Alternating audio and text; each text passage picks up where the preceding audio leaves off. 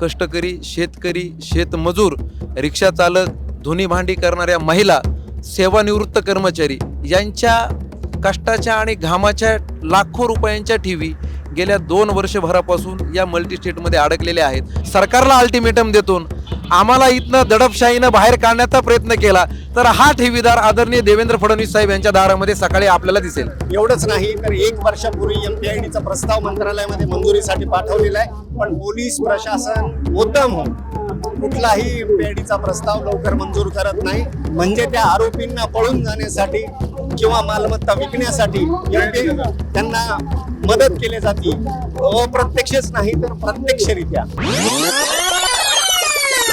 नमस्कार, मी संकेत आणि आपण पाहत आहात मुंबई आउटलुक. एका बाजूला महाराष्ट्र राज्याच्या विधिमंडळाचं अधिवेशन सुरू आहे, अर्थसंकल्पीय अधिवेशन आहे आणि त्याच अर्थसंकल्पीय अधिवेशनाच्या पार्श्वभूमीवर महाराष्ट्राच्या वेगवेगळ्या भागातून सामान्य नागरिक जो पीडित आहे तो मोठ्या प्रमाणामध्ये मुंबईच्या आझाद मैदानावरती आलेला आहे. आपल्यासोबत असेच काही आंदोलक आहेत जे धरणं प्रदर्शन त्यांचं चालू आहे ते आपल्यासोबत आहेत. सचिन भाऊ उबाळे आपल्यासोबत आहेत. काय मागण्या आहेत, कशासाठी हे धरणं आंदोलन आहे?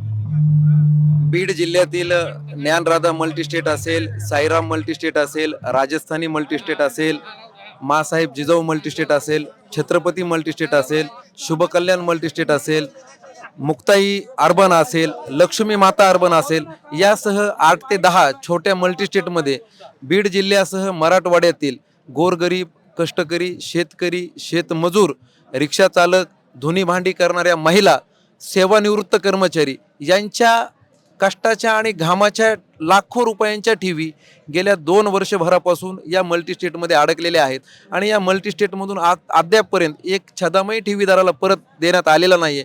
म्हणून गेल्या 2 वर्षापासून आम्ही बीड जिल्ह्यामध्ये आमरण उपोषण असतील, रास्ता रोको असेल, जिल्हाधिकारी कार्यालयावरती मोर्चा असेल, दस्तूर खुद्द या विषयामध्ये महाराष्ट्र राज्याचे लोकप्रिय मुख्यमंत्री आदरणीय फडणवीस साहेब यांनी गेल्या अधिवेशनामध्ये मंत्रालयामध्ये या विषयावरती बैठक घेतली होती. त्या बैठकीला मी देखील प्रतिनिधी म्हणून उपस्थित होतो.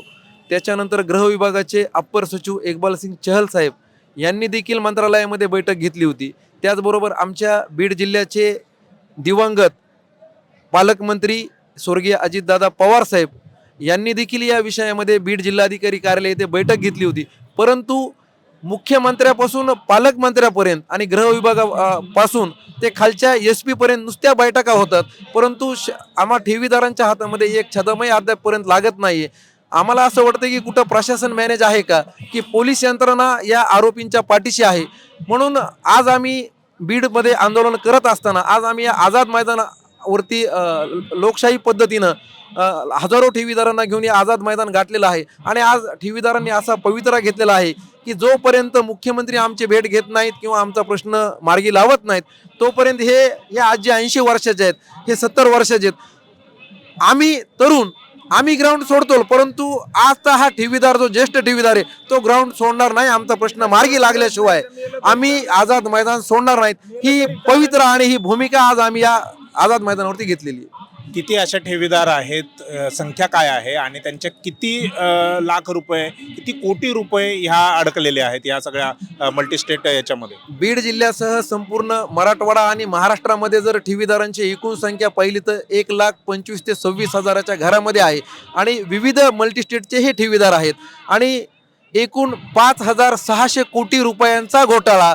हा एकट्या बीड जिल्ह्यामध्ये झालेला आहे आणि त्याच्यामध्ये प्रामुख्यानं ज्ञानराधा मल्टीस्टेटमध्ये 3,700 कोटी रुपयांचा घोटाळा या ज्ञानराधाच्या कुटे दाम्पत्यांनी केलेला आहे आणि उर्वरित 2,000 ते 2,500 कोटींचा घोटाळा इतर मल्टीस्टेटनं केलेला आहे. हे पैसे का दिले जात नाहीत परत? म्हणजे ते पळून गेलेत, भारताच्या बाहेर आहेत की काय? म्हणजे का त्या पैसे देत नाही आहेत परत? ते जे मल्टीस्टेटचे सर्व चेअरमन हे पळून जाण्याच्या तयारीत होते, परंतु हा कष्टाचा आणि घामाचा पैसा आहे आणि सर्वसामान्याचा मुलगा म्हणून या आंदोलनाचं नेतृत्व जेव्हा मी केलं तेव्हा रस्त्यावरचा संघर्ष करत असताना सर्वात अगोदर आम्ही काय केलं, कोणतं आंदोलन केलं तर ह्यांचे पासपोर्ट आम्ही सगळ्यात अगोदर जप्त केले, म्हणून यांना विदेशात पळून जाता आलं नाही. आणि वारंवार आंदोलनं आणि रस्त्यावरचा संघर्ष केल्यामुळं आज जवळपास सगळ्या मल्टीस्टेटचे चेअरमन हे जेलची हवा खात आहेत. प्रॉब्लेम कुठे आहे? म्हणजे कोर्टामध्ये सगळं प्रकरण अडकलेलं आहे. कोर्टामध्ये केसेस दाखल झालेल्या आहेत. MPID जो प्रस्ताव आहे, MPIDचे जे मल्टीस्टेटच्या संदर्भातले प्रस्ताव आहेत ते प्रस्ताव देखील मंजूर आहेत आणि या मल्टीस्टेटच्या मालकीच्या असणाऱ्या प्रॉपर्ट्या सुद्धा जप्त केलेल्या आहेत. परंतु जप्त केलेल्या प्रॉपर्ट्यांचा लिलाव का करत नाहीत, याच्या पाठीमागे काय गोडबंगाल आहे? त्याचबरोबर या मल्टीस्टेटचं फॉरेन्सिक ऑडिट करण्याची मागणी गेल्या 2 वर्षभरापासून आम्ही करत आहोत. मग फॉरेन्सिक ऑडिटचं टेंडर का होत नाहीये? का हे राज्यकर्ते ह्याच्यामध्ये इन्व्हॉल्व आहेत? हे काही कळायला मार्ग नाहीये. म्हणून आज आम्ही आझाद मैदान गाठलेलं आहे आणि जोपर्यंत आमच्या या मागण्या पूर्ण होत नाहीत, आमचं इथं निवेदन मुख्यमंत्री त्यांचे प्रतिनिधी इथं येऊन आम्हाला आमचा मार्ग काढून देत नाहीत, तोपर्यंत आम्ही हे ग्राउंड सोडणार नाहीत. हा आमचा ठाम भूमिका आम्ही आज घेतलेली.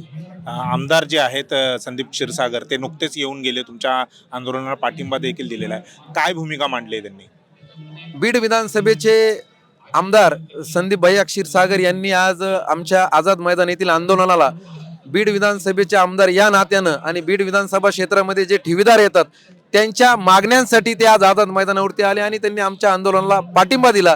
आणि त्यांनी पाठिंबा देऊन मुख्यमंत्री आणि उपमुख्यमंत्र्यांची वेळ घेऊन तुमची ठेवीदार बांधवांची एक बैठक त्यांच्याबरोबर घेऊ आणि हा प्रश्न मार्गी लावण्याचं आश्वासन आम्हाला आमदार साहेबांनी या ठिकाणी दिलेलं आहे. तुम्ही म्हणता की बैठका याच्या अगोदर पण झालेल्या आहेत. आता ही जी काय 2-3 दिवसानंतर जी काय बैठक होईल त्याच्यातून किती अपेक्षा आहे की हा प्रश्न जो आहे तो मार्गी लागेल? असं नाहीये की मुख्यमंत्र्यांना किंवा प्रशासनातल्या लोकांना तुमच्या समस्या माहिती नाहीये, याच्या अगोदर तुम्ही सांगितलंय. आता नवीन काय होणार आहे? याच्या अगोदर मुख्यमंत्री, उपमुख्यमंत्री आणि गृह विभागाच्या मार्फत ज्या बैठका झाल्या त्यावेळेस हे महाटक फरार होते, ते अटक नव्हते. ते महाटक आमच्या ज्या वेळेस आंदोलन आणि बैठका झाल्या त्याच्यानंतर जी कारवाई झाली, त्याच्या बैठकाच्या नंतर जी कारवाई झाली त्या कारवाईनंतर त्यांना अटक झालेली आहे. आणि त्याच्यानंतरची जी कारवाई प्रोसेसमध्ये चालू आहे त्या प्रोसेसला गती यावी आणि ज्या प्रॉपर्ट्या जप्त केलेल्या आहेत त्या प्रॉपर्ट्यांचा लिलाव सरकारनं तात्काळ करावा आणि त्या लिलावातून जे पैसे मिळतील ते आम्हा गोरगरीब ठेवीदारांना मिळावेत, म्हणून आम्ही आज आझाद मैदानावरती आंदोलन करतोय.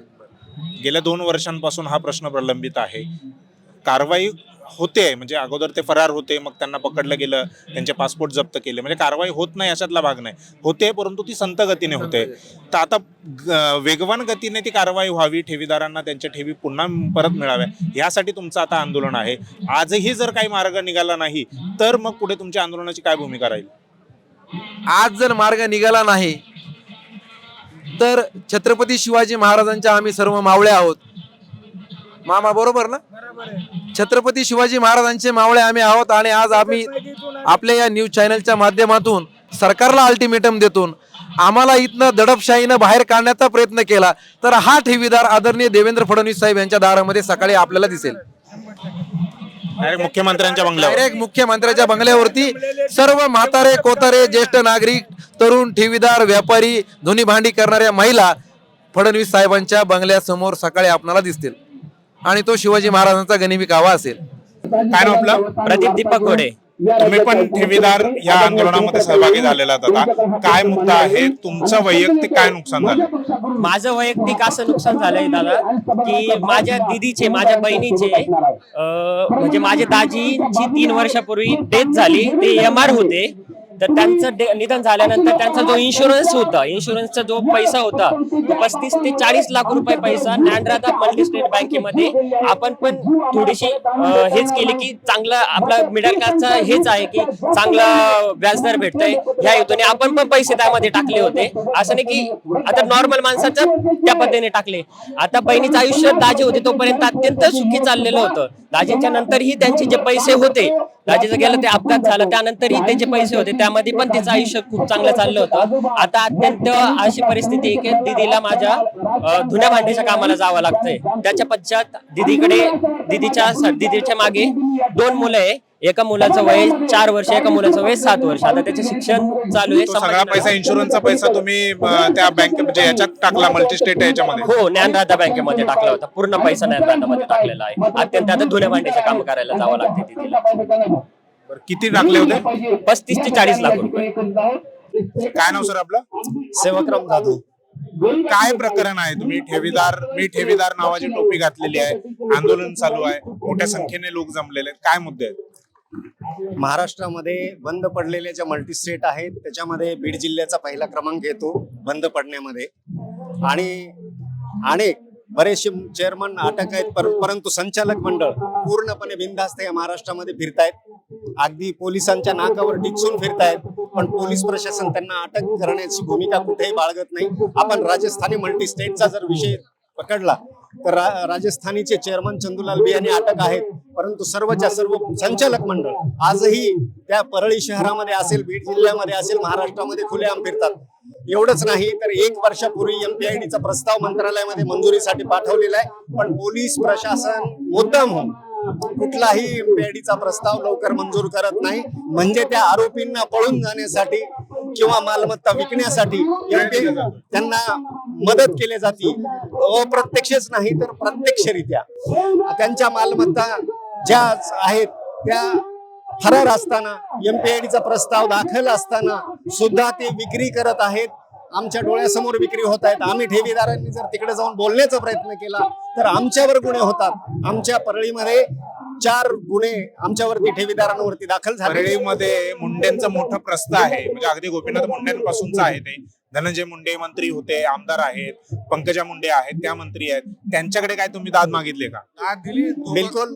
दोघांकडे आम्ही गेलो होतो, पंकजाताईकडे गेलो होतो ठेवीदार म्हणून, धनंजय मुंडे साहेबांकडे आम्ही गेलो होतो, परंतु त्यांचं उत्तर हे खूप आश्चर्यकारक आलेले. आपल्याला म्हणजे आश्चर्य वाटेल. काय उत्तर दिले? त्यांचं उत्तर असं आलं की आम्ही त्या मल्टी स्टेट मध्ये पैसे ठेवा म्हणलो होतो का, आम्हाला विचारून ते पैसे ठेवले का, हे उत्तर आलं. साहेब, एक सांगू इच्छितो, या संपूर्ण मराठवाड्यामध्ये कुठल्याही नेत्याला या ठेवीदारांशी देणं घेणं नाही. काल महानगरपालिकेचे आपण पाहिलं असेल, तुमच्या चॅनलच्या माध्यमातून तुम्ही दाखवलं असेल की मला तिकीट भेटलं नाही म्हणून अनेकांनी रडले, अनेकांच्या त्यांच्या नेते मंडळींच्या गाड्या अडवल्या, गाड्या फोडण्यापर्यंत गेले, मारहाणीपर्यंत गेले. मग त्याच लोकांना ठेवीदार हे जे मेले, ज्यांच्या ठेवी बुडाल्या, जीवाणीशी काही गेले, त्यांच्याबद्दल कोणालाच काही वाटत नाही. परंतु सचिनजी उबाळे साहेबांच्या नेतृत्वाखाली ह्या महाराष्ट्रामध्ये हे संपूर्ण जे आपल्याला ठेवीदार एकवटलेले दिसत आहेत, हे कधीच पैसे बुडू देणार नाहीत, कधीच पैसे बुडू देणार नाहीत. धन्यवाद.